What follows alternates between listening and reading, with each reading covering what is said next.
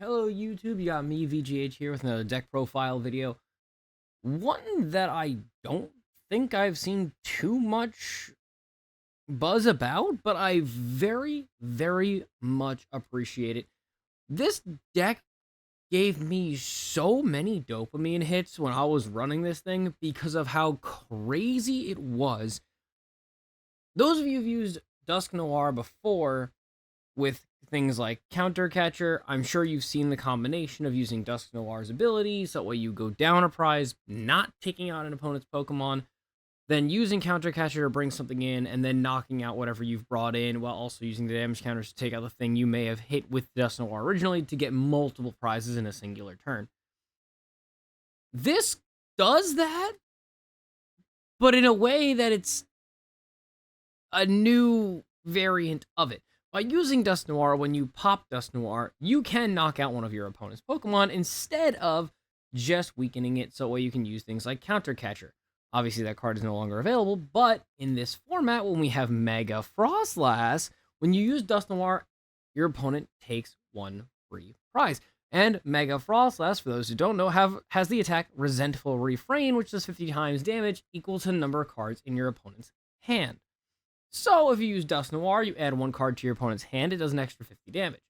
You can do sneaky moves like that in order to manipulate the amount of cards in your opponent's hand in order to do more damage. Let's go over all of the cards in order, so that way you have an idea of the different combos, and then we can watch a wonderful gameplay video of a couple of decks that we went up against while we were testing this deck out.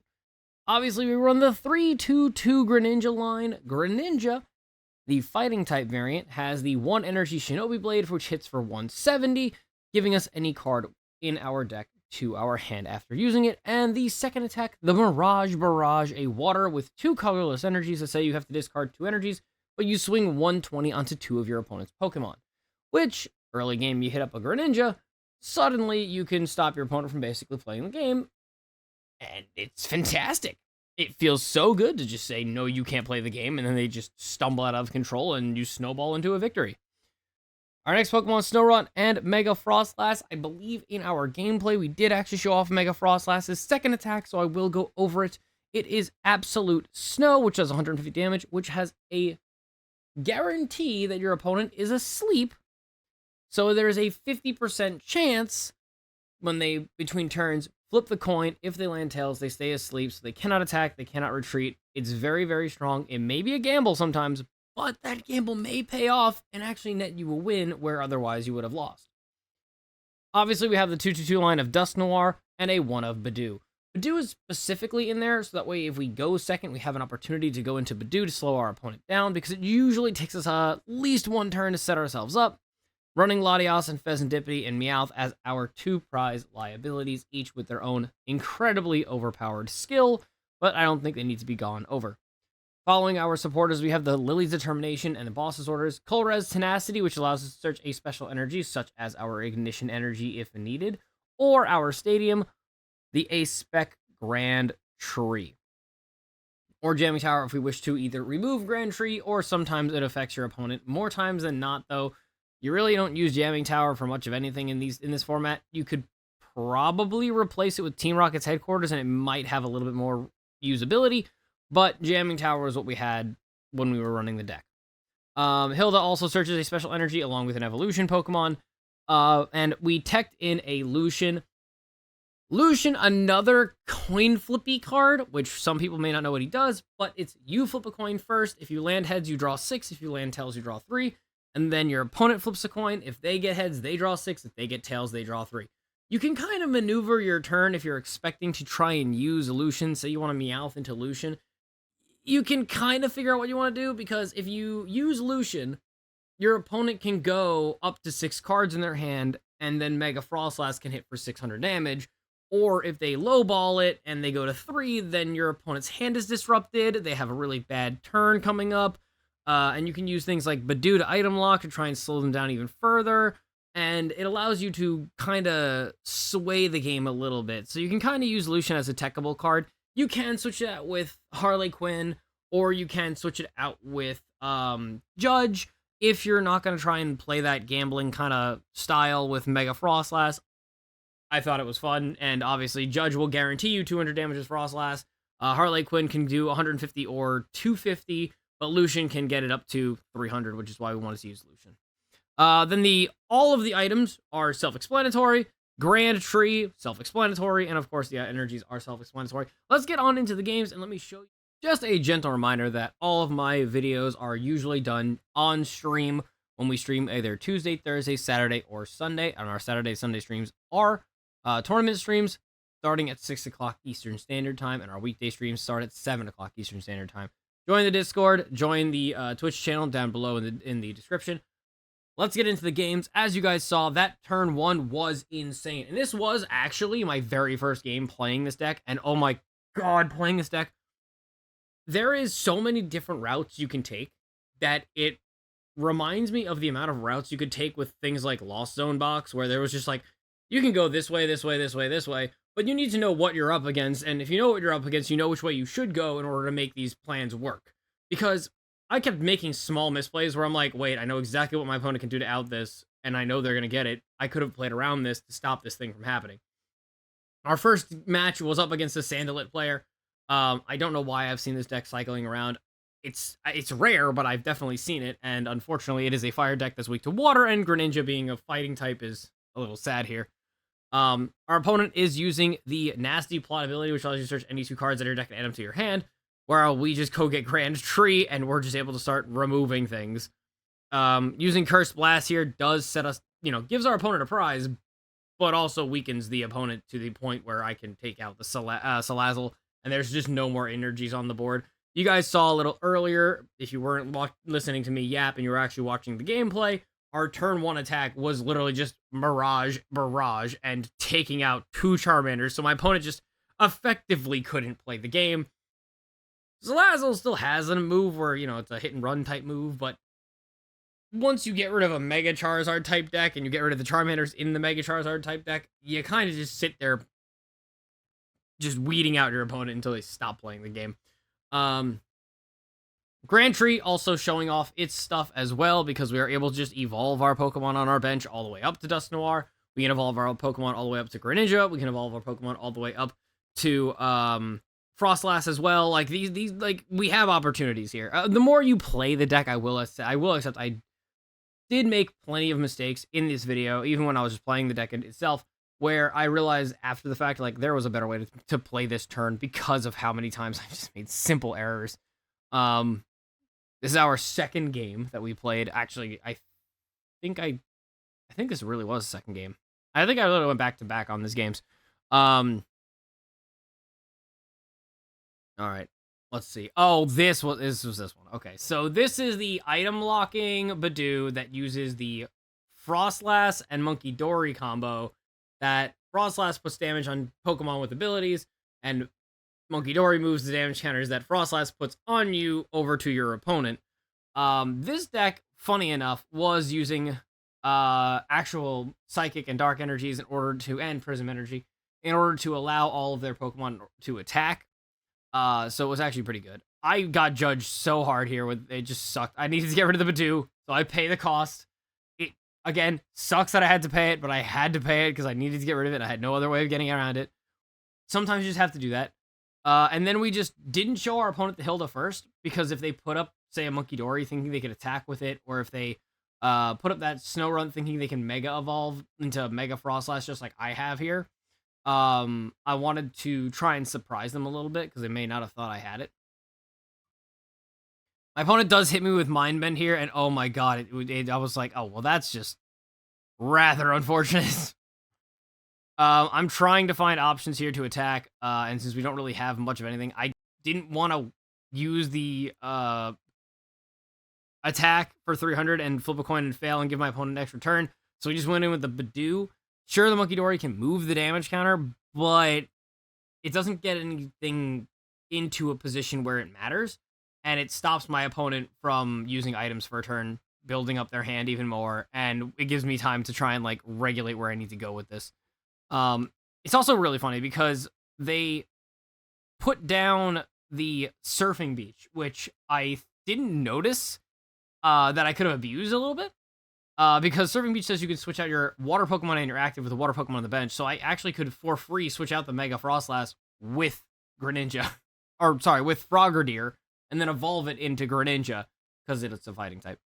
So my opponent goes in, hits me pretty hard. I knew that was coming, so I was like able to play around it a little bit by not keeping my hand to a point where I knew it could kill me. He hits me for the big damage. I'm not done yet. The board state does seem a little dire, because now he only has 2 cards in hand, so I can't get a knockout, and I need to figure out what I need to do in order to stop these things. I go into the free switch, forgetting that it's a water Pokemon for a water Pokemon, so I just go into the Frogadier so I can switch it out with Budew, and go into a Itchy Pollen, again, stopping my opponent from using their items, and they have to find a way to energy to retreat. That was my thought process. I do remember what happened here. That was my thought process, forgetting that Surfing Beach was a thing. But my opponent makes a mistake. They have 2 cards in their hand. I know you can't see it. They had 2 cards in their hand. When they knock out Budew, they take a 3rd prize, because that's what they thought was the right thing to do. And then I was able to use Dusknoir for them to take another prize, getting a 4th card in their hand, so that way our Mega Froslass can hit for 200 damage, plus the 130 from Dusknoir that turn, ending up hitting 330 damage because we gave them the extra prizes. So it felt great. It was like I saw the writing on the walls and went for it. It felt great. This was an awful start. I hated this. This was one of the worst games that I saw. I'm like, really? I opened Duskull Energy Pass, and then my opponent puts down Psyduck from their opening hand and Ethan's Adventure. Ethan's Adventure makes sense. They run 4. I understand that. But the Psyduck to stop the only card that I drew that I could do anything with was abysmal. I was making questions in my head. I'm like, should I do this? Should I do that? Because I know if I evolve the Dusknoir, it makes the energy not be good because it takes 2 energy to retreat. I don't want to use the Dusknoir to just pop it, so I'm just trying to throw things at the board and hope. We have a lot of good value here. If we got a Rare Candy, we were able to get Greninja to evolve. We have Lucian to play to mess with our opponent's hand if they try and search a whole bunch of Ethan's Adventures.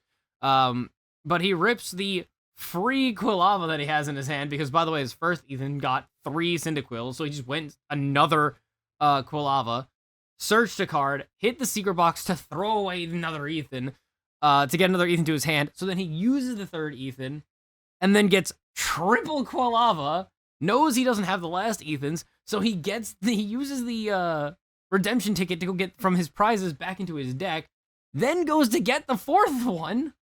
So he's already set up. He was able to find every card he needed without searching any cards in his deck outside of the Ethan's Adventure. It was poetry in motion.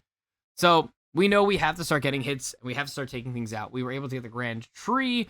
We got our Mirage Barrage, and we know what we have to do. I did muddle in my head. I'm like, if I deal with the Psyduck now, I have the opportunity to use Dusknoir later, but I also knew that Typhlosion has 140 HP. So it wouldn't matter if both of his Quilavas evolved right now, because then I would never be able to get a knockout with it, and there's no point in me doing it. The only opportunity that I would say that I could have had was using another Mirage Barrage, maybe, to hit my opponent's my opponent's bench with a Dusknoir play, getting a knockout, but it wouldn't have made any sense. I did make a huge misplay here. I put the Snorunt forward, going, I can just Mega Evolve into Froslass, and then I'll take a free knockout on that Typhlosion because weakness to water, so big damage, gets knockout. And I went for the Frogadier like an idiot, because I'm like, oh, I can just evolve. Like, my brain turned off for 1 second, and I was like, I have Greninja in my hand. Okay, I'll let him take the thing, and then I'll go Greninja instead, and then I can use Mirage Barrage, but he got this, he got the Shaman down, so I can't shoot the bench. But I also, if I did the Froslass, then he had nothing here. He didn't have another Typhlosion. Like, we were able to still work on this, and we got an amazing Lucian there where we were able to draw 6 into him drawing 3, so we messed with his hand with Hand Disruption, doing exactly enough damage to take our opponent out, and I grab a boss add to my hand. If my Lucian Hand Disruption works, and he can't figure a way out, then I have Hand Disruption, then I have boss in order to win the game. I hit this Ignition, because Ignition works on evolved Pokemon as a triple energy, so he was trying to use the boss to lock in my Dusclops, but luckily I had the Ignition to retreat, because it does count as 3 energies when it's on an evolution Pokemon. So we cleared that, and I want to make sure everyone can see this. Don't be this guy because I think after the update, they increased the timer for how long you can remain idle before it kicks you out. So it is 16:13 on his clock on this turn. You know, I'm doing my turn. I boss up his Quilava. I can just freely whack his Quilava. I'm not playing anything extra because I think he's, you know, it doesn't, like, these cards don't matter that much. I'm just trying to look at my deck, see, oh, maybe Ignition Energy will work in case he tries to use a boss play again. And that was it. Now, I cut timer. You can see the timer just dropped by a full minute. The game auto-picked a Pokemon for him. Now it's my turn. Another minute passes, by the way, so now we're down 2 minutes. I hit him, pass turn. I get my prize, and then another minute passes. You get a minute 3 times of doing absolutely nothing.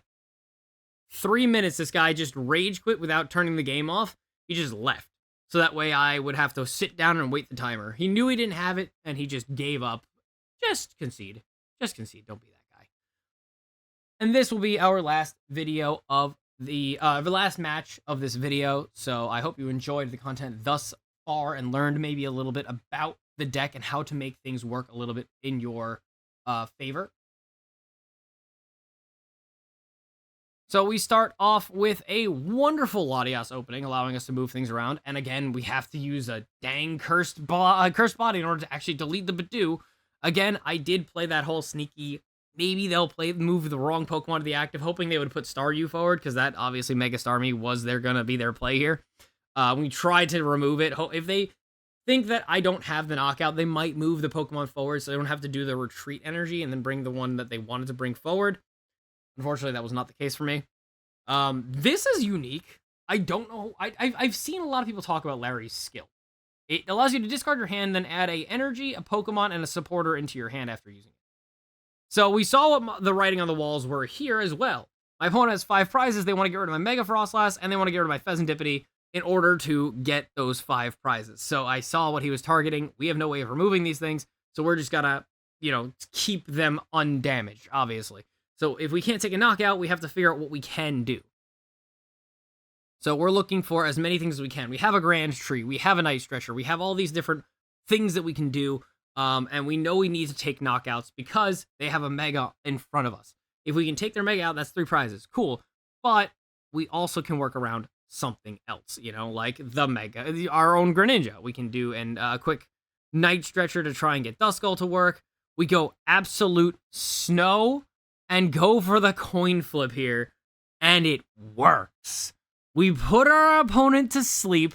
They don't have a stadium. They only have 2 cards in their hand. Again, I know you can't see that. I'm going to fix that for the next video. My apologies. But they have 2 cards in their hand. They have no good stadium to fix this. They put out Risky Ruin. I understand that is for the Monkey Dories, but if he had Surfing Beach, he had a way out of this. So he's just asleep. He can't do anything, and we are good as gold here. Again, when he passes, because he can't attack, can't retreat, he gets hit with another sleep turn. It doesn't matter. We're able, because he got 5 cards in his hand. We hit a 250 taking a knockout there. And it's only 2 prizes because of his luxurious energy. And I thought it was over because, you know, after a couple turns, if he gets another Starmie right here, he's able to put 50 damage on the Fez, 120 on the Mega Froslass, and I wouldn't be able to do anything before he hits me again if I cannot get 330 damage on the board.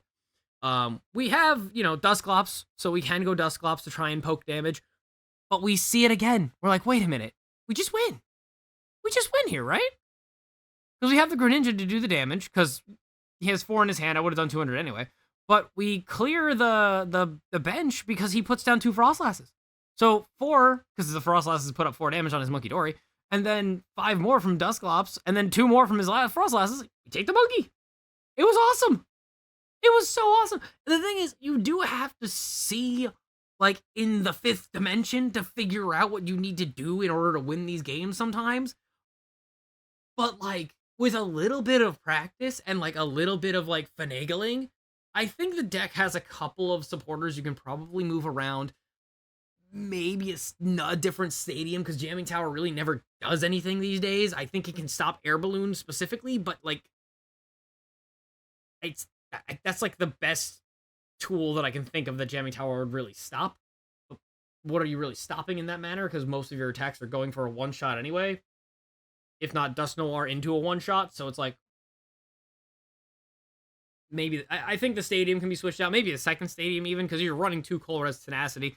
The Grand Tree helps you get to the point that you need to get to, and you have the opportunity to evolve everything very, very easily, very, very quickly. We run rare candies as well, so there is opportunity to use Rare Candy and Grand Tree to evolve your Pokemon. It's better than I expected it to be, and I do think that it has a place. It needs a little bit of work. It also can probably get upgraded with Chaos Rising when it does come out. One more look at the deck. When Chaos Rising comes out, there is a Mega Greninja that allows you to discard energy to do more damage to your opponents, and I'm sure that you can probably team it up with this Greninja. So hopefully this is a starting point for both your Perfect Order list and your Chaos Rising list for when Chaos Rising inevitably drops in, I believe, a month. I hope you guys enjoyed the video. Make sure you like and subscribe, and if you guys aren't already, you can join the Discord in the description below, and you can hang out with us on stream live.